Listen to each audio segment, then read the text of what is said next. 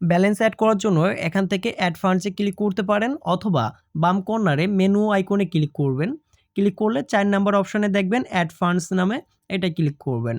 এটা ক্লিক করলে এখান থেকে চলে আসবেন এরকম ইন্টারফেসে।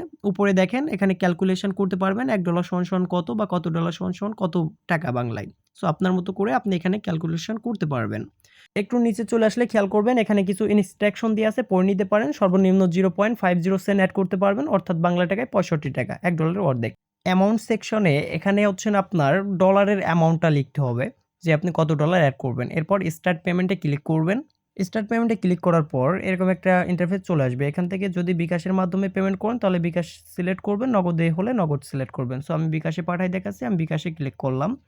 এরপর এখানে আরও কিছু ইনস্ট্রাকশন পেয়ে যাবেন। সো মেন কথা হলো এদের যে নাম্বার দেওয়া আছে এই নাম্বারে হচ্ছেন আপনার 65 টাকা পাঠায়ে ট্রানজ্যাকশন আইডিটা সঠিকভাবে দিতে হবে। অবশ্যই ট্রানজ্যাকশন আইডি সঠিক দিতে হবে, তা না হলে কিন্তু কাজ করবে না। সো আমি ট্রানজ্যাকশন আইডিটা দিয়ে দিচ্ছি অন্য নাম্বার থেকে পেমেন্ট করে, অন্য একটি ডিভাইস থেকে। সো আমি এখান থেকে ট্রানজ্যাকশন আইডিটা সঠিকভাবে টাইপ করে দিচ্ছি। অবশ্যই সঠিকভাবে টাইপ করতে হবে। এরপর ভেরিফাই ট্রানজ্যাকশনে ক্লিক করবেন।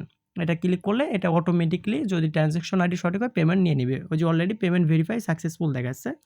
আমার ব্যালেন্স কিন্তু অলরেডি অ্যাড হয়ে গেছে। সো এই যে চেক করে দেখি, তো আমার ব্যালেন্সটা অ্যাড হয়ে গেছে। এখন আমি চাইলে যে কোনো সার্ভিস নিতে পারবো। এভাবে আপনিও চাইলে ব্যালেন্স অ্যাড করতে পারবেন।